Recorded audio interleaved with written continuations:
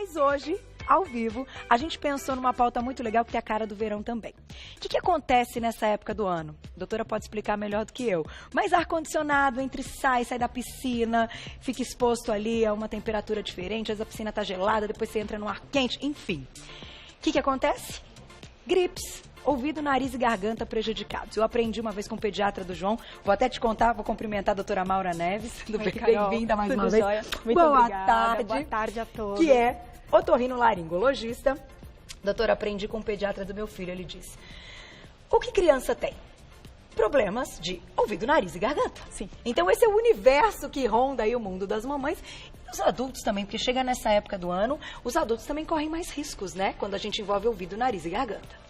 Isso, exatamente. Todo mundo fica envolvido, na verdade. Pode pegar dos filhos, pode pegar dos sobrinhos, ou pode ele mesmo pegar de uma maneira independente. Então, não é só porque é crescidinho que não tem problema. O pediatra tá certo. O pediatra tá certo. A gente tem alguns mitos e verdades para passar para vocês, mas antes te pergunto, o que acontece nesse período? É esse lance mesmo de mudanças de temperatura, de estar, de repente, num ambiente quente, você entra no ar-condicionado gelado? É isso que dá uma mudada e muitas vezes a gente fica doente com mais facilidade no verão? Exatamente, é isso mesmo. Na verdade, quando a gente fica num ambiente muito quente, tudo que é extremo de temperatura acaba atrapalhando. Então, mesmo extremo para o calor ou extremo para o frio. Então, no caso, agora no verão, que a gente tem um extremo de temperatura, então estava muito quente. E estando muito quente, você usa mais ar-condicionado. Então, o ar do ar-condicionado ele é mais frio e seco. Então, se você está no ambiente do verão, que é quente e úmido, e você vai para o ambiente do ar-condicionado, que é frio e seco, você solicita do seu sistema respiratório uma adaptação rápida, tá? Porque o sistema respiratório, ele adapta aquilo que a gente precisa respirar. Então, ele umedece o ar, filtra e aquece o ar. Então, se esse ar estava a 30 graus e, de repente, a gente sai e entra na fila do banco, que está a 18 graus, 20 graus, ele tem que fazer essa adaptação rápida daquele ar inalado. E isso acaba gerando uma pequena inflamação. Se circular um vírus, alguma coisa, você pode ter uma susceptibilidade de pegar ainda uma gripe ou resfriado, alguma coisa assim. Então eu começo com um mito que não está aqui, mas tem a ver com esse assunto. Então chegar num ambiente gelado, colocar o casaquinho na criança ou vestir o casaquinho, não adianta nada. Não, nesse ponto... Não para o sistema respiratório de uma maneira mais imediata, entendeu? Entendi. Seria o negócio, você teria que pôr o inalador, mas como isso não dá. Então, assim, a gente acaba orientando algumas coisas para os pacientes para proteger dessas mudanças bruscas. Porque não é só a fila do banco, é o shopping, é o cinema, o restaurante, qualquer lugar que a gente vai estar climatizado. Então, tentar fazer algumas medidas, por exemplo, o uso do soro fisiológico. Você vai hidratar o nariz, você vai remover aquelas partículas inaladas que são nocivas, você ajuda a mucosa nasal a ficar um pouco mais umedecida, então ela umedece melhor o ar que entra.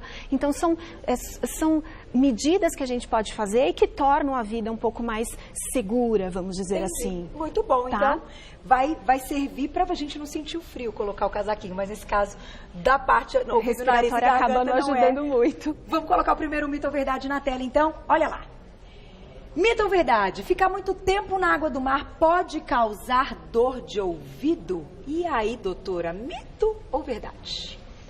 Verdade. Verdade? Verdade. Na água do mar? Água do mar. Que pena. Então, na verdade, verdade. Então, mas na verdade, o que acontece? É qualquer tipo de água, da piscina também. Então, se a gente for ver, eu vou explicar para vocês o que acontece. Então, aqui, ó. Se a gente vem aqui, esse é o nosso ouvido. Tá?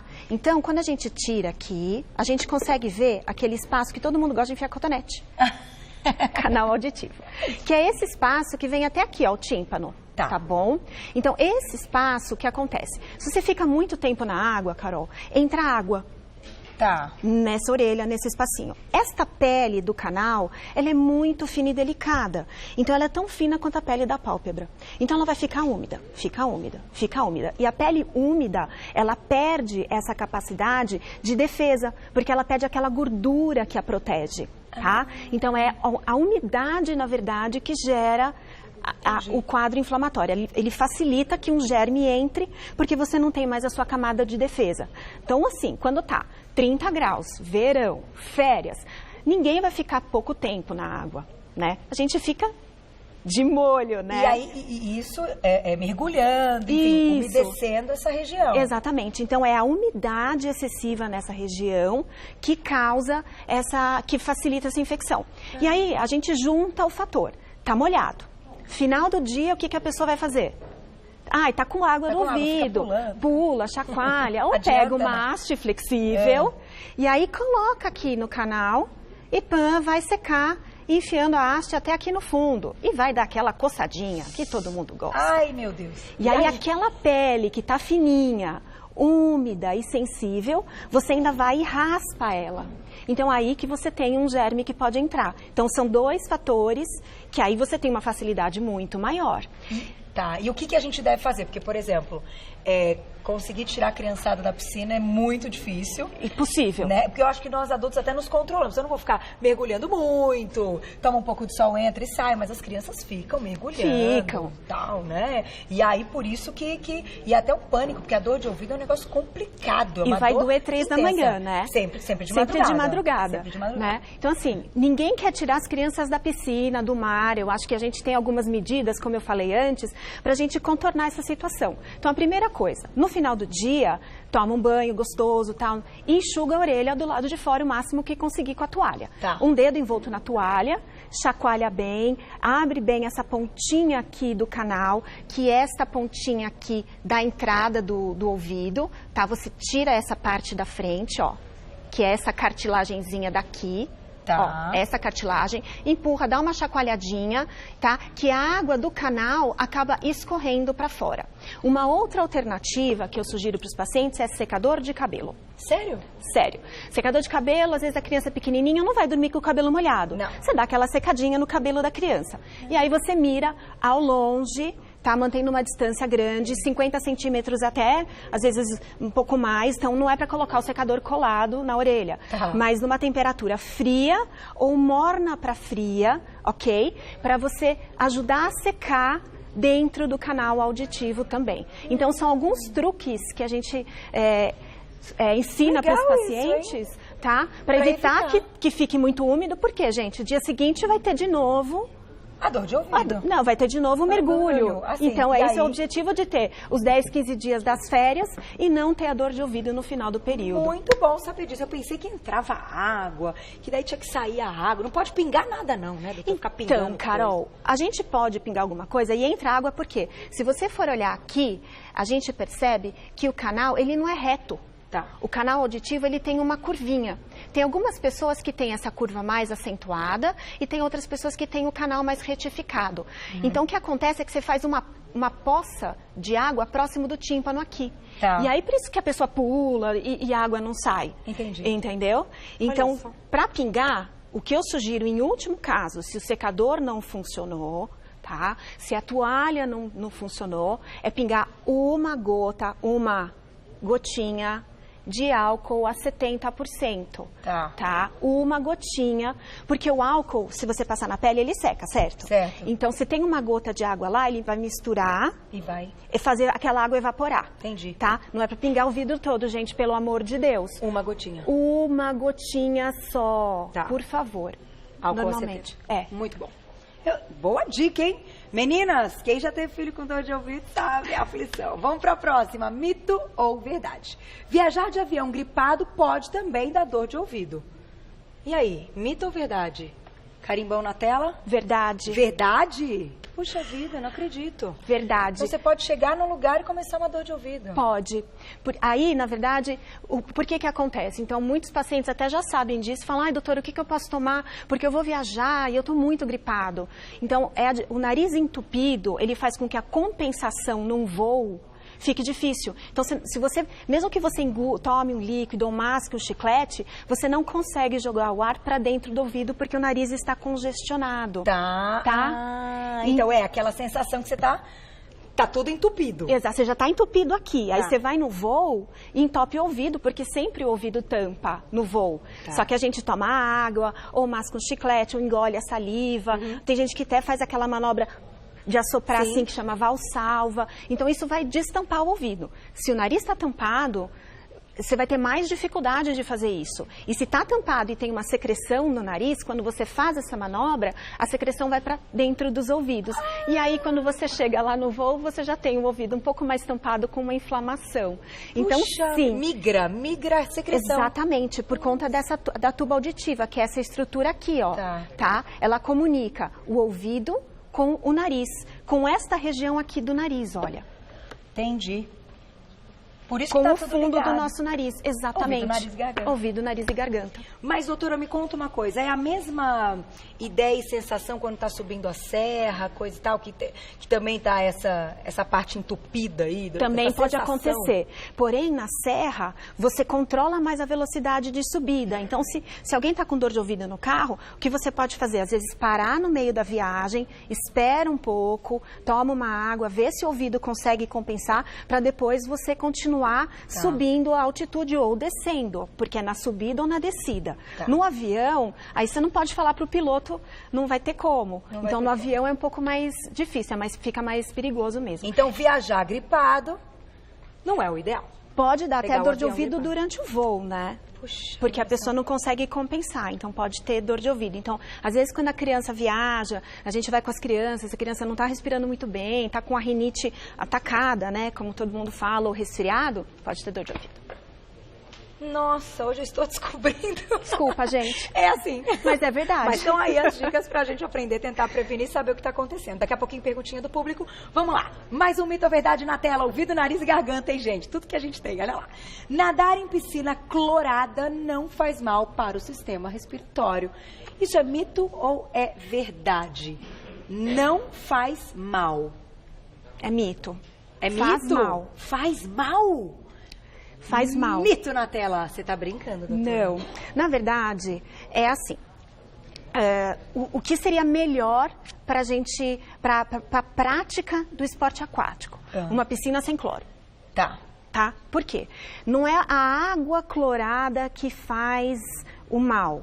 Também ela é irritante para o sistema respiratório. Porém, aqueles vapores de cloro que são eliminados no ambiente da piscina, quando você inala isso, Carol, ele é muito irritante para o sistema respiratório. Por isso que tantos professores de natação por aí têm tanta rinite. O nariz está sempre tampado, porque depois de um período de exposição, você acaba desenvolvendo um quadro de sensibilidade respiratória por conta disso. Puxa, tá? Vira crônico, vai. Fica crônico, exatamente. E a gente se expor a isso também pode dar um problema respiratório. Por quê? Mesmo que faça aula 2 vezes por semana, isso pode piorar ou agravar uma rinite. As crianças que são menores, que vão começar aula de natação, nossa, então não vou levar meu filho na piscina. A gente às vezes tem que pôr na balança o quanto de infecções que a criança tem e o quanto que vai trazer benefício à aula de natação. A aula de natação, gente, é fantástico. Eu defendo. É o número 1, né? É número 1. Aprender a nadar é muito legal, ajuda a coordenação motora. Então, salva a vida, né? Muito. Eu não sou nada contra a aula de natação, veja bem. Mas, assim, a piscina clorada, se você já tem uma sensibilidade respiratória, ela pode te agravar. Aí, o que a gente faz? Então, são as mesmas dicas. Puxa, Maura, então vai piorar o meu filho? Vai me piorar? Eu tenho rinite, eu tenho asma, me falaram para fazer exercício respiratório, então eu vou piorar? Calma. A gente pode fazer um teste. Se você começar a ter mais crises conforme você faz essas exposições, a gente interrompe. Porém, sempre tem alguma coisa que a gente pode tentar contornar. O sorinho seria uma boa? Exatamente, Carol, perfeito. Você já É sempre captou. soro? É sempre soro. Por quê? Porque entrou algum irritante dentro do nariz que vai causar uma inflamação. Então, o que a gente tem que fazer? Ajudar o organismo a se livrar desse irritante. Então, você sai da piscina, você vai tomar um banho para tirar o cloro da pele, certo? Então, a gente vai jogar o sorinho no nariz para tirar aquele irritante que você inalou, tá? Então, normalmente, isso já ajuda muito a minimizar os efeitos que vêm na sequência, tá bom? Muito bom. Não sara, mas ajuda bastante. Muito, muito bom. Sorinho de novo. Tá aí. Eu tô só... É uma aula isso aqui, uma aula de vida, uma aula para as mamães, inclusive. Dando dicas. Esse período o período, ainda mais no verão, e o lance da natação, que é uma coisa importantíssima. Olha lá, mito ou verdade, gente? Sangramento nasal não piora no verão. Aliás, vamos entender o que vai iniciar um sangramento nasal. Isso é mito ou é verdade? Então, isso é mito, ele piora no verão. Piora sim, então. Piora, a gente tem, como sempre, tudo no sistema respiratório é dependente de extremos de temperatura. Tá. Então, ou um verão muito quente, ou um inverno frio e seco, você vai ter um extremo de temperatura e isso causa inflamação no nariz. E aí você pode ter um sangramento, tá? Onde é que sangra? Então, aqui de novo, vamos lá. O que sangra? O que então, que assim, faz? quando o ar entra, então esse aqui é o nosso nariz de lado, gente, para vocês entenderem. Então, o ar entra, esse aqui é uma narina só, tá? Então, entra por uma narina o ar, ok, certo? E aí o ar entra por essa narina. Se eu for ver como é que é essa narina lá por dentro, a gente tem aqui. Ela é assim. Então, o ar passa e vem aqui para o fundo, vem vindo, vem aqui no fundo. Para dividir o nariz, a gente tem o septo nasal. Tá. Todos os vasos sanguíneos ficam nesta região aqui. Para quê? Porque quando o ar entra no nariz, ele já tem uma superfície grande para aquecer esse ar, tá? Então, e o ar vem da onde? Do sangue, ok? Então, se aqui tá muito calor, esse vaso dilata. Todo mundo incha no verão, certo? Porque fica com o pé mais inchado por causa do calor, certo? Então, aqui também o vasinho fica mais inchado. Com o calor, isso pode, às vezes, uma casquinha, alguma coisa, bateu o dedinho aqui, sangrou. Rompeu. Rompeu um vasinho, tá? Machucadinho. E esse vasinho sangra, todo mundo fala, nossa, doutora, mas sangra tanto.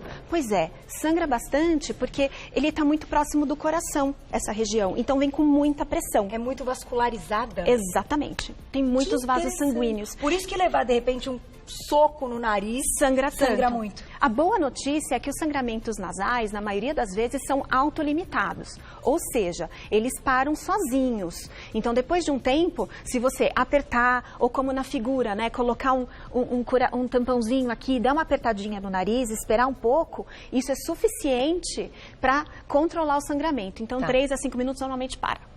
E se tiver no solão, vai para uma região mais fria, né? Com uma sombra, alguma coisa assim. Um gelinho ajuda? Muito. Colocar um gelinho assim. Muito. Pocinha de gelo, tá aí. Tem mais uma, né, Glaucia? Ah lá, tem mais 2 mitos ou verdades, daqui a pouquinho perguntinha do público. Na tela, mascar chiclete ou beber água ajuda a evitar dor de ouvido no avião. A gente comentou rapidamente, isso é mito ou verdade? Isso é verdade. E é muito bom. E é bom. Tá? Então, um chiclete ou uma balinha. Então, você ativa a saída de saliva, você ativa essa estrutura da tuba auditiva e ela consegue abrir de uma maneira mais rápida e fazer entrada de ar dentro do ouvido. Então, compensa a pressão, diminui a dor. E o bocejar é a mesma coisa? A mesma coisa, porque você traciona essa mesma musculatura daqui que abre a tuba auditiva. Tá. Mamães que estiverem com bebês, por exemplo, podem... não vai dar chiclete, né, gente? Dar a mamadeira. Tá? Ou dar o peito, tá? Porque o ato de sugar também ativa essa estrutura, compensa a pressão e para a dor.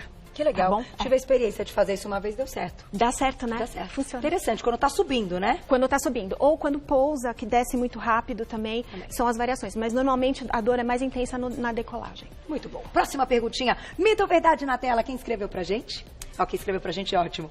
A pergunta selecionada. Rinite só ataca no inverno. Mito ou verdade? Mito. Mito? Quem tem rinite todo dia, toda hora, é hora de ter rinite. A rinite, ela pode ter. Como isso atrapalha, doutora? Todos os ites, né? A gente Meu Deus, aqui em São Paulo os ites, eles são predominantes. Tudo da minha área, tá tudo atrapalhando. Em São Paulo. Gente, não é assim também, o consultório tá cheio, né, doutora? Não, mas nessa época, é aquele lance dos extremos, muito calor e muito frio.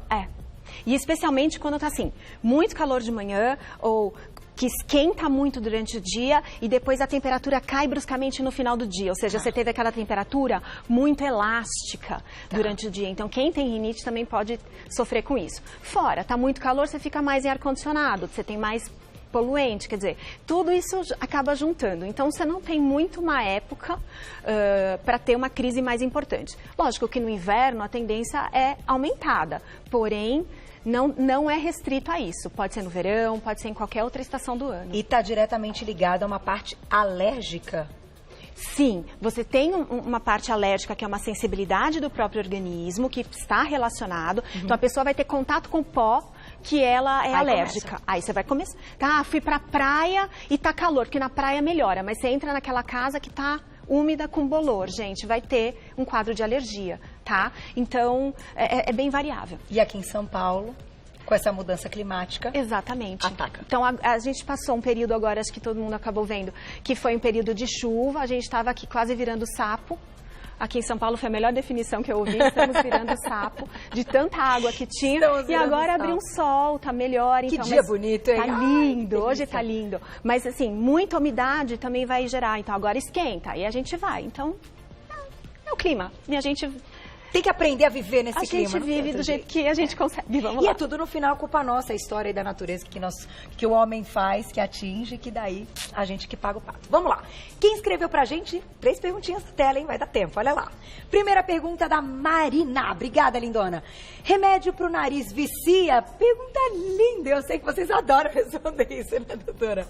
Como é que é? A gente tem alguns medicamentos e algumas coisas são vendidas até sem a receitinha, a prescrição médica. Exatamente. Todo mundo pode comprar, tá aí o perigo, né? Exatamente, Carol, você já sabe tudo. Não, menina, é que eu tenho marido e filho. Aí a gente fica ligado, né? Então, pra Mariana é o seguinte... Marina, desculpe, Marina. Alguns medicamentos viciam sim, especialmente os medicamentos que têm vasoconstritor, que são os medicamentos à base de nafazolina, oximetazolina, tá? Esses medicamentos causam dependência, tá? Dificilmente algum colega médico prescreverá isso para você utilizar, tá? Então, os medicamentos que são prescritos pelos médicos para tratamento de rinite especificamente, não são medicamentos que viciam. Então, tome cuidado com esses outros 2 que têm esses princípios ativos que eu citei, tá bom? É uma dica para quem está viciado e largar o vício, que eu já ouvi, ir misturando um pouquinho do soro com o que, enfim, tem o vasoconstritor, tal. Enfim, porque o que eu entendo desse lance até do vício é que assim, eu sei porque meu marido teve muito tempo e agora ele conseguiu largar. Todo dia antes de dormir, todo dia. Viajava, esquecia o negócio, pânico. Não dorme. Esse é o lance, não dorme. Então, assim, ele foi uma tentativa, acabou dando certo. Isso pode ser alguma coisa, uma orientação mesmo dessa área médica? A gente, assim, alguns pacientes não tem nada assim, receita de bolo firmado, não tem nenhuma orientação médica para que você, se você fizer isso, vai dar certo, tá? Mas é um jeito de você reduzir a dose do medicamento que você aplica a cada momento. Tá. E se você fizer isso junto com o tratamento médico, a chance de sucesso é ainda maior, tá? Legal. Então, sempre tentar tirar esses medicamentos, gente. Não usa, não. É muito ruim. Muito ruim. Vamos para uma perguntinha muito legal, que eu acho que é a realidade de todo mundo também. Vamos ver na tela.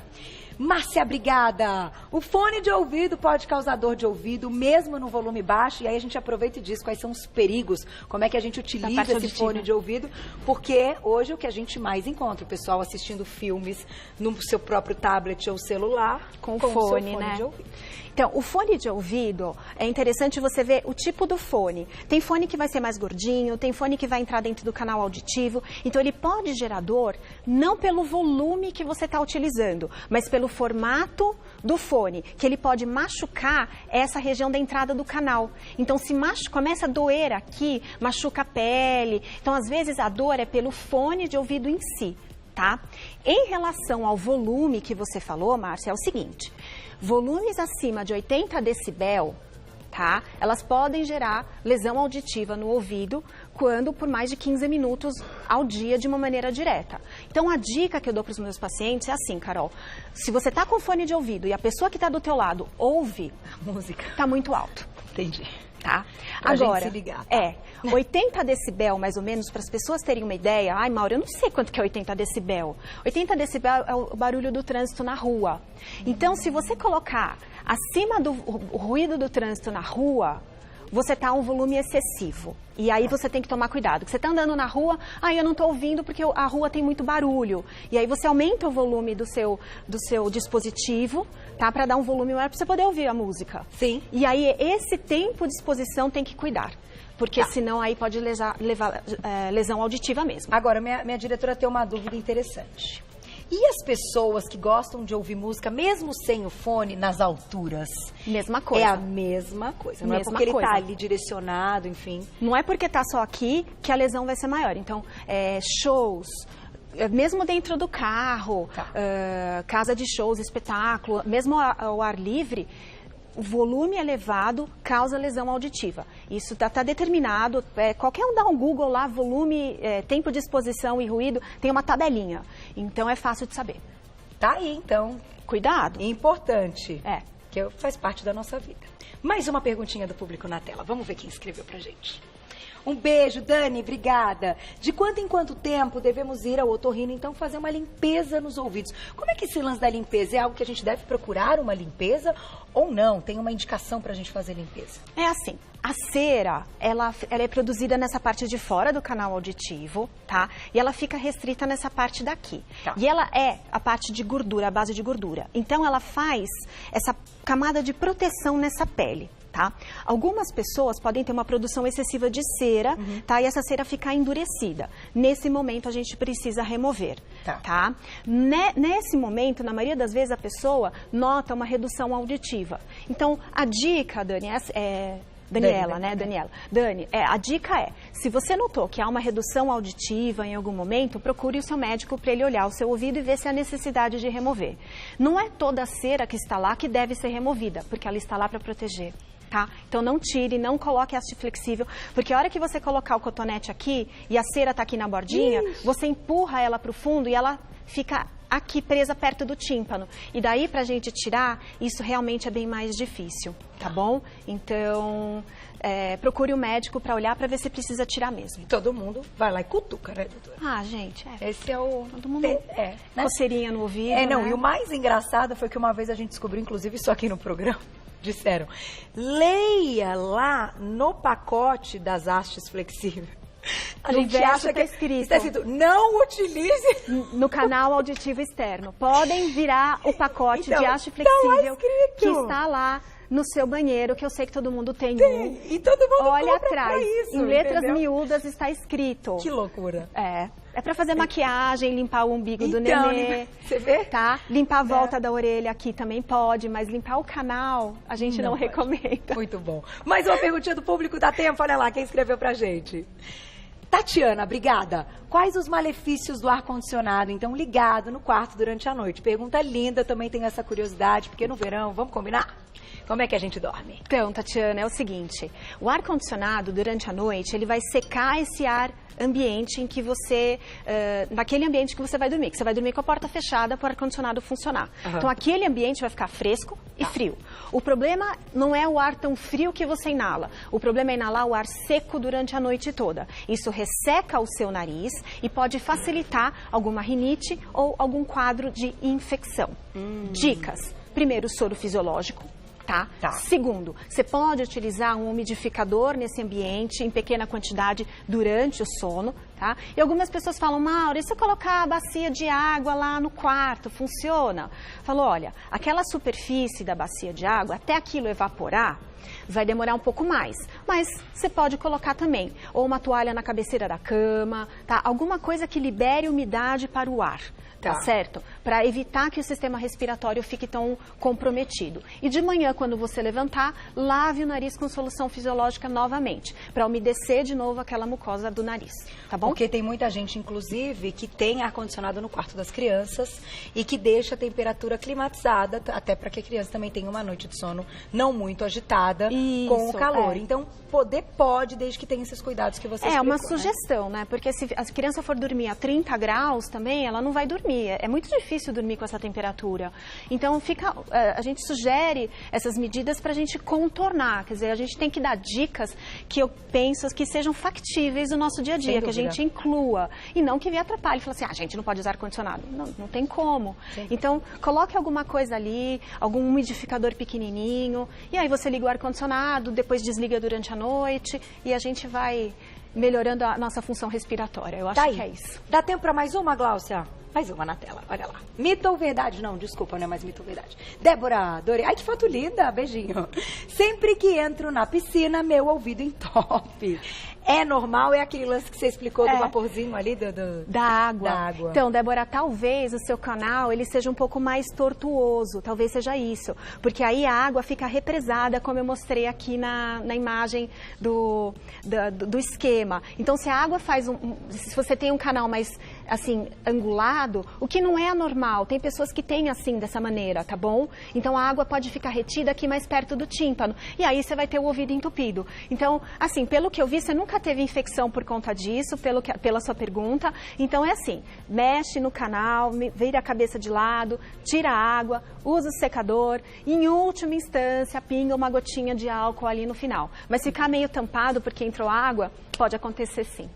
Tá bom? Doutora, você explica pra gente como a gente faz o uso, assim, essa lavagem até com o soro, porque existem algumas alternativas hoje, né? Isso. Tem o sorinho de jato, aquele jato menorzinho, tal. Tem os sprays. Os sprayzinhos. Aí tem aquele de jato longo, que eu acho que pra adulto é fantástico, que parece é que lava. uma garrafinha, um aerosol, né? Parece que lava, que é uma loucura. E há pouco tempo eu descobri um negócio, que é um borrifadorzinho, não sei se o pessoal de casa já viu, de plástico, que você põe num lado da narina e sai do outro. Do outro. Tá. Que eu achei mais fantástico ainda, mas criança para fazer é mais complicado. É. Mas para os adultos, gente, é um negócio que... Porque eu tenho, e eu trabalho com voz, eu trabalho no ar-condicionado, na luz. Então eu penso muito nisso.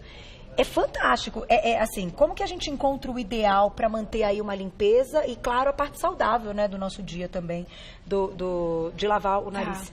É assim, Carol, a gente tem nisso, a resposta, eu posso te dar uma resposta bem científica, tá? Então, assim, de estudo científico, e a gente tem muitos publicados, o melhor mecanismo que a gente teria, então o mais sugestivo seria essa garrafinha que você falou. A gente chama essa garrafinha, parece um squeeze bottle, né? Você aperta a garrafinha e ela joga o soro para dentro do nariz, tá? Ela não é, a gente não tem ela aqui no Brasil, mas ela é facilmente importável, tá? Tem bastante fora, nos Estados Unidos tem bastante, tá? Então, ela é muito bacana porque você joga o soro de um lado e sai do outro. Tá? Esse é o melhor que a gente tem, é o que a gente tem mais evidência científica. Porém, para muitas pessoas, isso não dá. Falar, doutora Maura, pô, falar um negócio que não tem no Brasil não adianta. É verdade. Então, agora eu vou falar do que a gente tem aqui no Brasil. Então, a Carol, você me perguntou, qual que é melhor? Eu acho que o melhor mecanismo é aquele que a pessoa se adapta e que ela vai fazer. Tá. Não adianta o médico chegar lá e falar assim, olha, você tem que lavar assim, assim, assim, e você não conseguir. Tá? Então, assim, para uma criança menor, a gente recomenda os sprays, que tem um volume um pouquinho menor, tá? Às vezes é mais fácil de adaptar. Agora, a salina, que vem de garrafa, aquele de aerosol, tá? Ele é... Dentro que a gente tem aqui, ele lava muito bem e funciona muito bem. Então, o mecanismo que você utilizar, eu acho que é um mecanismo que você se adapta. O importante é que você realize de alguma maneira. Tá? É o padrão ouro aí na lavagem do que a gente tem aqui no Brasil. Que são as garrafinhas. São as garrafas, mas depende. Às vezes você não vai conseguir usar isso para uma criança muito pequena. Sim. Então você vai utilizar o spray naquele momento, da criança menor. Se a criança for maior, você já consegue lavar de uma maneira mais eficaz, tá? Então depende muito do momento, depende do que você se adapta. Eu acho muito que... Bom. E procure um médico. Se você tem dúvida, procure um pediatra ou procure um otorrino. Ele vai te ajudar mesmo a utilizar o mecanismo mais adequado para a criança e para você mesmo, tá? E olha, linda pauta, doutora, só posso agradecer. E essa especialidade de vocês é uma coisa tão fantástica. Obrigada. Quando a gente está falando, né? Eu acho que a gente tem que fazer uma pauta de adenoide, porque o que a gente vai descobrindo, e eu conversando com outras mães, uma coisa tão interessante, gente, às vezes as crianças, e aí eu vou dizer como um alerta meu e que a gente pode trazer isso para uma pauta. As crianças que não estão comendo bem e não estão crescendo como deveriam, vai no otorrino. Às vezes é porque não está respirando bem mesmo. Porque o hormônio do crescimento é produzido à noite. Isso. E se a criança tem um sono não REM, aquela história, se ela fica muito agitada à noite, ela pode, né? Exatamente. Eu ouvi um caso há pouco tempo, então, fica até arrepiado, porque esse assunto, gente, parabéns, a especialidade de vocês é fantástica. Obrigada, então, claro, obrigada, os pediatras são maravilhosos, mas você é otorrinolaringologista pediatra. Você também cuida de criança, né? Cuido muito de criança, gosto bastante delas. Alerta. Deixa eu passar para vocês o seguinte, quem quiser saber mais, pode entrar no Instagram e seguir, @medprimos, @medprimos, tudo junto, já encontra o seu trabalho. Doutora Maura muito obrigada, Neves. gente. Muito obrigada, que te agradeço. Muito Volta obrigada. Logo, porque foi uma linda pauta. Chegaram várias dúvidas, depois você pode responder pra gente. Respondo Se você sim, tiver um claro sim. Obrigada, viu?